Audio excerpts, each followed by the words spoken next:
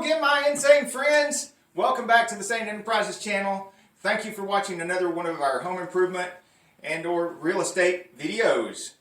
Remember, when you're watching these videos, do not do anything you see or hear in our videos. You could end up burnt, bruised, or bleeding, just like me. Oh, and in the description, there's usually handy affiliate links to tools and stuff we use to maim and injure ourselves, mostly. So, if you want to be maimed and injured, buy some of these and do the same thing. Enjoy the video.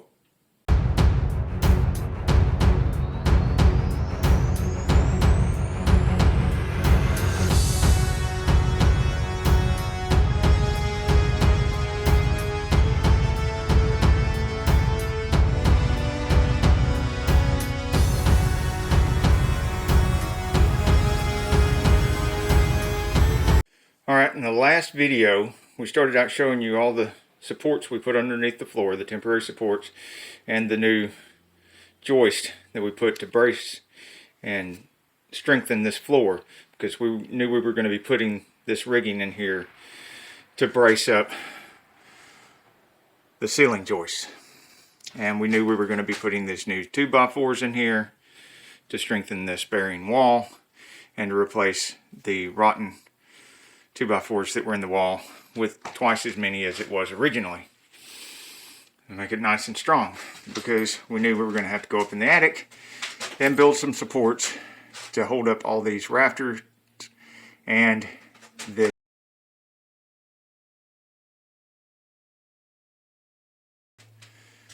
They're all in trouble because they're all very rotten on the ends and need attention. Rotten here, all from roof leaking, rotten on that end. So let's go upstairs and show you what I've done to support everything. Now, of course, every roof, every house is a little bit different. Every situation is going to be a little bit different, but I'm hoping you'll be able to see from what I did here a way to help you support your rafters if you're having to replace ends like I am.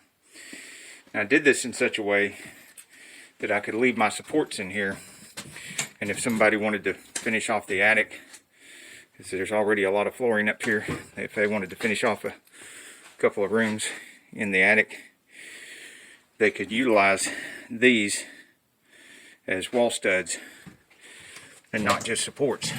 Now, they're temporary supports, so once I'm done with all this, this won't need to support any weight. It'll just be here and they'll be able to use it for wall studs. And I've used leftover boards to build this. You can see that rafter supported, second rafter supported, third rafter supported, fourth rafter supported. Why? Because all these rafters go and tie in to this, which goes all the way down to the rotten ends. So no matter how far up we come and cut this, all these will be supported. Now, of course, we're going to cut it down there somewhere beyond this other support that I put in, which is sitting on top of a board, which sits on top of all these rafters, which we strengthened, and all of them, not rafters, ceiling joists, all of those ceiling joists that we strengthened and supported with our rig downstairs. Now, up here, you can see right here, we've got not only a 2x6 here supporting the weight, but a 2x6 on either side of it. And let me get you over here where you can see from an angle. Starting right here, this rafter that goes down there and needs support because the end of it's going to get replaced. We've got a 2x6 here directly under it with an angle cut like this, and then another one right beside it. They're screwed to the rafter and screwed to each other and come down here to our 2x6 laying on the ceiling joists that we strengthened. And you can see down there, they're all supported all the way to the floor, and the floor is supported all the way to the ground. And we have a second one, and you can see how I constructed this, doing angle cuts to match the rafter and putting two of them together so I could screw it into here So it's not just the screws holding the weight, it's not just this holding weight, it's both. And did that on every one of these rafters, every one that goes down and touches that hip joist or hip girder. And you can see there our temporary post that goes down to the bottle jack, which I pushed it up to give us space down here before I put any of these supports in. That way, when I take this out, which I'm going to do here pretty soon, I'm going to take that out before I cut any of these. When I take this out, all the weight of everything that is holding up right now will be supported by 1, 2, 3, 4, 5, 6, 7, 8, 9 supports.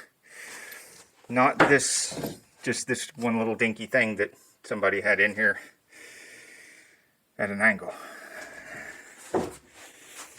So, and I mean, doing things like this will work, but it's pretty precarious, and it could be a disaster if it just topples over.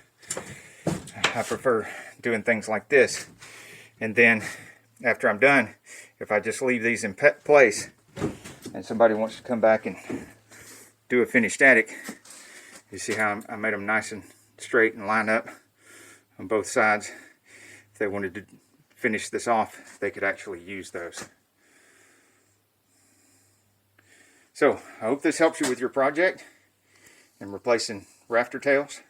Until the next video, we're wishing all our hashtag insane friends, hashtag insane growth.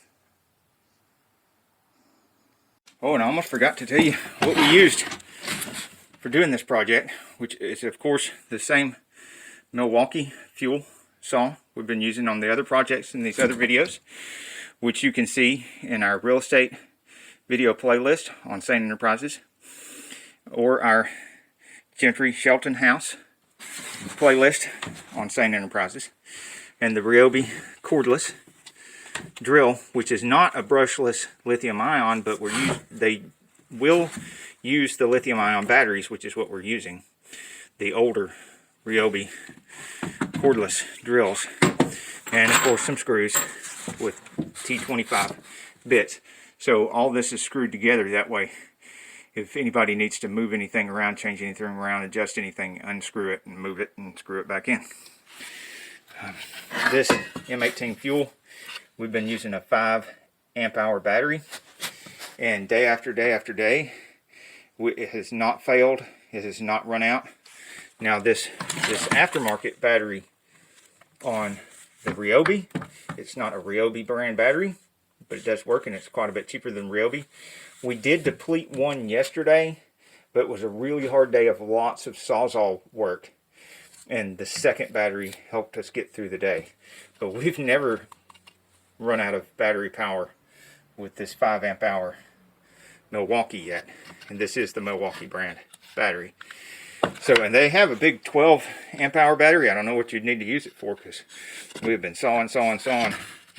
I mean, I guess if you're sawing with old dull blades, you might run it out, but we've just kept a good blade in here, and it just goes and goes and goes. A hammer, and a square, and a couple of pencils, and some scrap wood. That's all we've needed for this.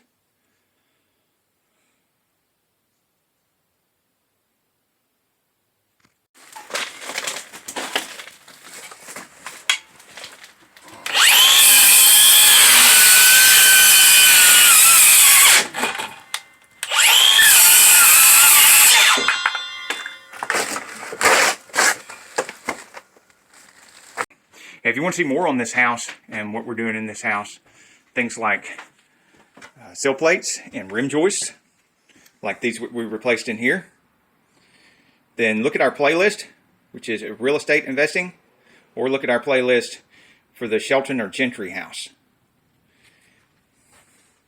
And you can see all kinds of creative ways to do all kinds of repairs. And this is the most likely place to make or lose money in real estate investing is in these repairs on these houses. So check those playlists out. Until the next video, we're wishing you all our hashtag insane friends, hashtag insane growth. Oh, and I almost forgot to mention, there will also be an episode on this header right here, because I will be replacing this header, not just because it's a little bit rotten right here, but because it's a 2x4 header, and we want a 2x6 header in here. So be on the lookout for that video as well.